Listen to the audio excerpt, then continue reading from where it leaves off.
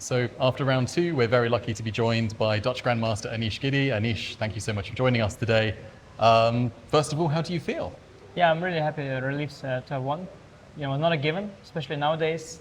Margins are smaller, and you get a little bad luck somewhere in the opening, and not getting the right position, and then you might not win anymore. And there's only 2 games, so it was not a given that I was gonna go through so smoothly. And indeed, many of my colleagues already stumbled. Some even lost.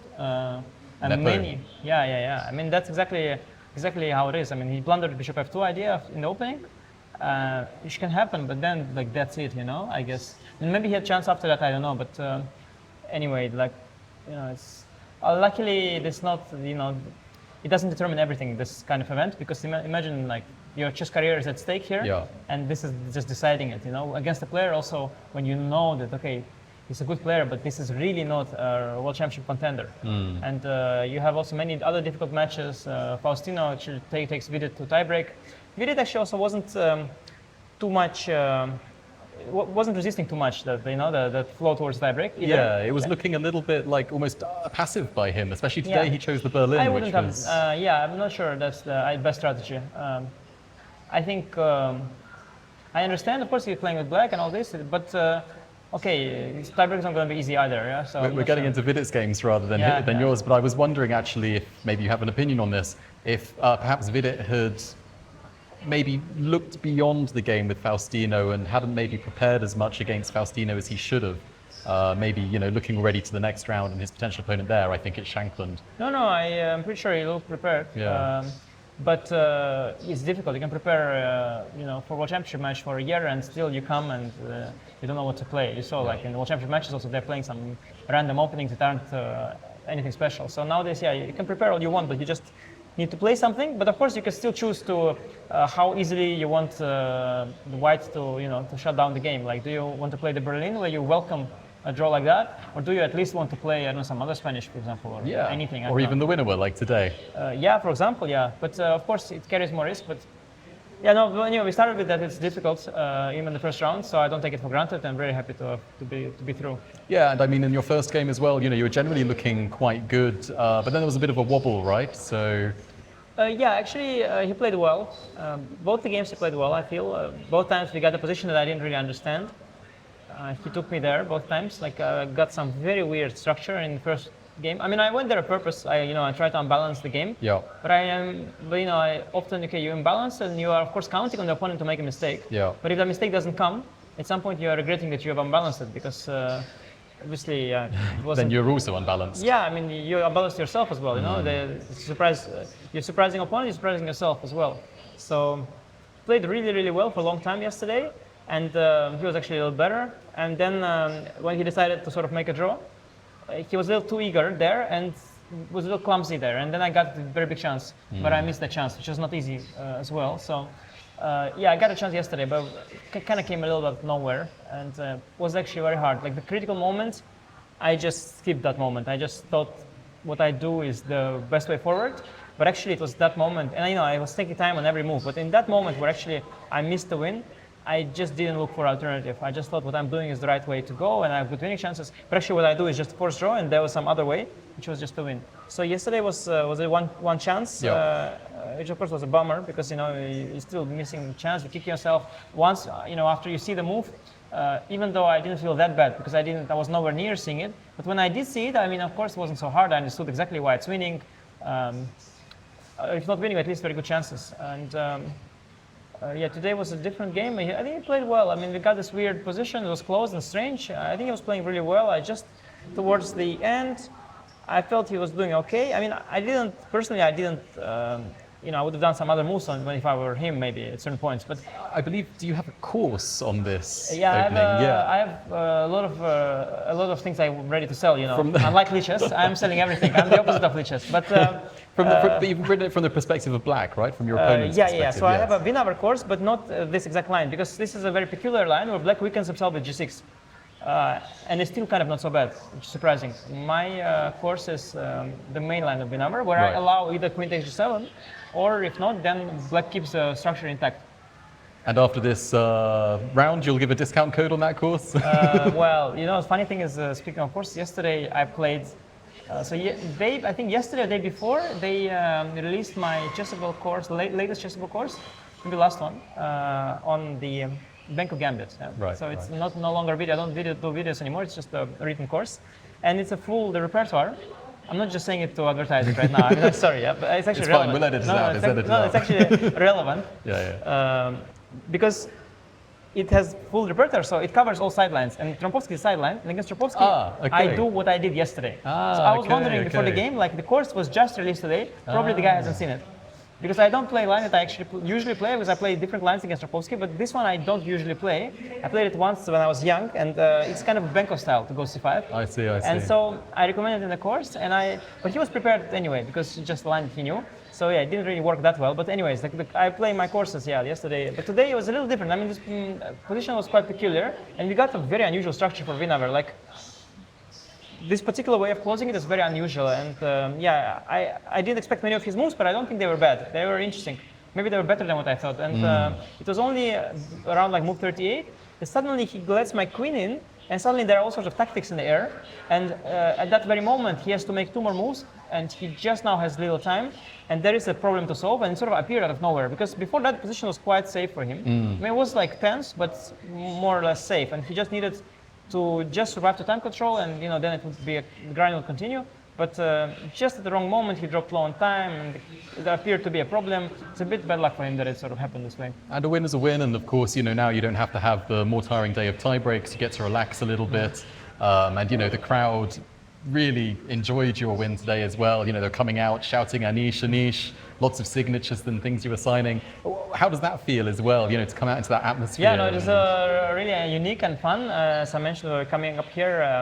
I've seen relatively a lot of crowd at chess events, particularly at Grand Chess Tour events. Yeah. So one of the things Grand Chess Tour does right is they were able, in I think Poland particularly, also Zagreb and Bucharest, but particularly in Poland, there are a lot of fans, and there's crowds waiting for everyone. Of course, more so for Carlsen, Bukesh, Duda, local, but they're not strangers to crowds there. But the people there, they're a little different, so they usually don't. Maybe they also shout, but not as loud. So here they like to be a little more loud. The kids, at least the kids today, maybe it's not a cultural thing, maybe it just happened to be today, but they're just a little more loud. Or maybe I forgot what Poland, it's like to be a kid. Also what it's like to be. Maybe in Poland, the people were older who were waiting for autograph. I don't remember why, but I think it was a little different experience. Also, we were outside. I think we were also outside. So you kind of feel more free to shout. While in Grand Chess Tour, it's like you're near to the playing hall, so everybody's still trying to be in the game mode, quiet. Right. But here it was very fun, like very loud kids, and they were enthusiastic and very sweet to see all of these smiles and that you're making these kids days, weeks, months, years, even a memory they'll remember forever. Maybe, yeah. I mean, I sometimes looking back, I was in St. Petersburg growing up, and I had a few moments of interactions with top players, and one was I got a lecture by Taimanov. Yeah. And for me this is amazing. In the Sicilian. I mean the guy, yeah. Yeah. But I mean the lecture, the topic. The topic was. Well, what I remember is that we were going to show him our game, and it was actually quite an interesting experience for me because I never dealt with someone this strong. And so I analyzed my game with Fritz something, Fritz 7, deep Fritz 7 maybe. And I thought, okay, I analyzed my game. It was a very beautiful Benoni game, and my coach said it's a great game. My coach was FIDE master, and so I'm showing him the game, and I already analyzed it. So I'm showing him that that's okay, he's like this, and I thought, okay, I'm just showing because I already know what's up. And he tells me I think black is better here, and I'm like, I'm pretty sure that's not the case here because I've analyzed the white was better according to the engine, and he's like, yeah, but you are overextended. I've counterplay with b5 and I was like, and it was, it was an eye-opener for me because it was not how I understood the position, and I trusted the weak engine there at the time. But as he was showing me, I was understanding as I see that, that actually there is a point to what he's saying, and it was a revelation for me to see someone who was stronger than the engine at the time, and he could overrule the engine of the times at least. And for me it was an interesting experience. I didn't have so many in St. Petersburg. On one hand, you're more exposed to chess culture because every club has a lot of coaches, but at the same time, I never never played a grandmaster until I moved to the Netherlands actually. Right, So, right. Okay. yeah, so in some sense, there were not like many top events in St. There was not a single top event in St. Petersburg at the time. I never seen a top player. I mean, okay, Taimanov was a legend. I saw Svidler in Sochi once in an elevator. I was completely like blown away. Yeah, I was thinking, holy shit, this is Svidler, you know. Yeah, and I was a big fan, not only the top player, but also from my city in St. Petersburg. But I saw him only in Sochi, and just to stand next to him in an elevator, what were the odds? The real Svidler, and also like in a t-shirt and like not in the suit how you see him in the tournaments, like just normal behind the scenes BTS footage, Yeah. No, it's overwhelming. So I can imagine maybe some people they enjoy seeing top players here, because I could still remember that I enjoyed these things myself as well. And maybe in 20 years or 25 years or something, I'll interview one of those kids and they'll be saying, oh, I remember when Anish Giri was in Goa and, he signed my chessboard. And hopefully, yeah. And the thing is, nowadays it goes very fast. So these kids here, they'll probably be world champions in a game, some guy here is 12 and maybe in 5 years he's a world champion already. So, yeah, things move fast nowadays. And, as we said, we've got this rest day as well now. Any plans for the rest day? Seen much of Goa or just going to relax? I'm not sure about going far, but definitely looking forward to the rest day already. I was thinking before today that, it would be really good to win in the classical portion, to win in general, but the particular classical portion, and to get an extra day. And I'm really looking forward to it already. So, just, to have a day, it just makes a big difference, because these tie breaks are very, very stressful. I guess hopefully they're still to come, but to avoid one is nice. I would ask as well, of course, it's a very stressful format for the players, very exciting for spectators, but the fact that you're already qualified through to the candidates, does that take some of the pressure off to some extent? It changes the way I feel, subconsciously for sure, and we'll find out. I hope it's for the better, but I'm also very worried at the same time, to be very frank. I'm very worried that it could be negative in a tournament where one mistake is fatal, to suddenly not have this massive incentive. Maybe it breeds complacency in your exactly, because you have to be so alert, and maybe I'm a little worried, but I'm trying to motivate myself by other means. I mean, I do really want to win World Cup itself, but still I'm afraid of the subconscious. But so far, at least it's good. Today was good, so maybe it's all fine. It's for some others for whom it's the last chance for the candidates. It's must be nerve-wracking. Nerve-wracking, and really horrendous way to decide your fate. So such small margins here. And just on that as well, I was wondering, just as a general question outside of the tournament, out of all the players here, do you know who has the highest Lichess bullet rating? Well, right now I don't know. Prepared for this question. But I know that it's a trick question. It's probably Adis, this girl, probably. Is it a trick question? It is this girl, right? Or no? Yeah, you are right. He was for sure already a while ago. He was number one. It's I had periods when I loved bullet. I played a lot on Lichess bullet at my peaks, and maybe I might do it again at some point. But it's different, like blitz or anything else. It's different than bullet, because bullet is the only activity. Like before I played, I'm like, okay, like I'm sort of getting into the position, and it's a full focus activity. Like blitz, I'm somewhat relaxed, Change music. I can't play, I try not to do these things, I don't know how this anti-cheating works, but anyway, like I'm relaxed. But bullet, you just cannot play it relaxed, it's just not possible. So it's the only activity that locks me in. And of course, it's some sort of stress feeling, which I kind of, sometimes I don't want it, and sometimes I get a little addicted to it and I crave it, kind of. So I had phases, but playing somebody like Adis, and Nihal, very strong, and Daniel also, of course, Daniel Nardiski, of course. It's hard to talk about bullet, without bringing him up.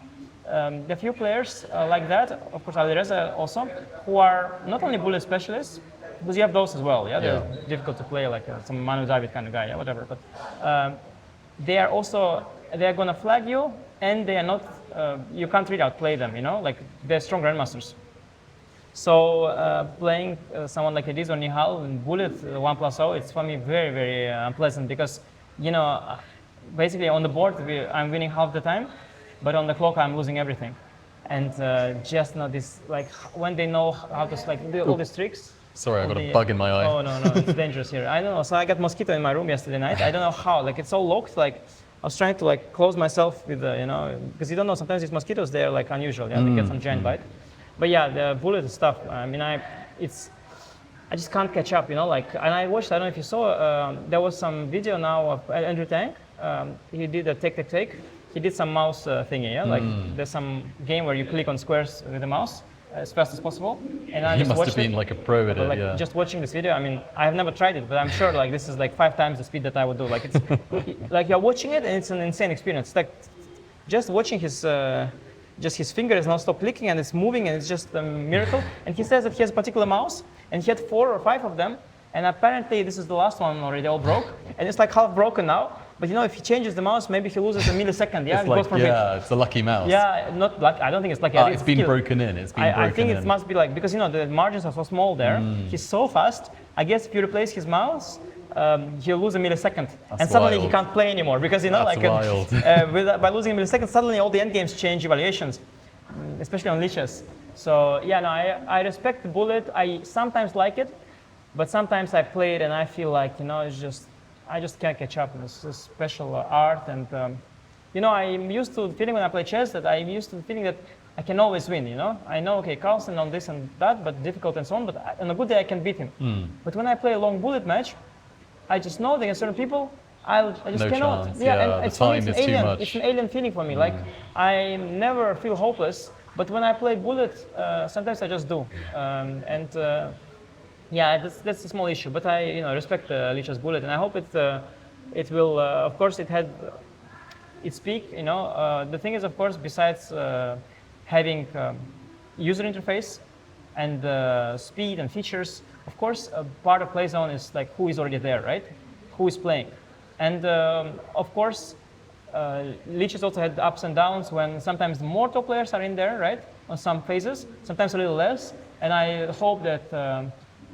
Lichess will be able to maintain and the high level of opposition in the pools, because there's obviously the interface is there, but of course if everybody's Magnus playing, is no longer there, yeah, for exactly, example. and if everybody's playing on chess.com, you might want to prefer to play somewhere else, but of course, and of you course, have to many play of each those other. players are, we have to play there as well. No. So I mean, we know exactly, of course, why. Of course, and it's not such a bad. Chess.com is also an excellent platform, obviously. So, but Lichess is particularly in bullet. I wouldn't say you don't need to say it's better, but also because I'm an ambassador of chess.com, so maybe I'll also get sued if I say it's better. But besides that, I just think it doesn't have to be better, but it is a little different, right? So playing bullet on Lichess is a different experience. It's a different game on its own, because it's a game where you can play forever, right? Because you can just spend 0.0 seconds. It happens to me. I play forever. Right? Yeah. You probably don't have the skill. But I know what you mean, like the pre-move. I mean, I played. You never get pre-moves. flagged, yeah. So you can you can pre-move forever. So you have more moves than on chess.com. So it's different. We don't have to say better. It's a different game, Lichess bullet than chess.com bullet, and it's a very fun game. I hope the top bullet players will continue playing there, and it will maintain its status, also in the top chess world as well. So I appreciate that very much, and thank you for such a comprehensive interview after 2 grueling games. Very much appreciate it. I'll let you take your rest, have your dinner, and best of luck for the rest of the tournament. Thank you very much. Thank you.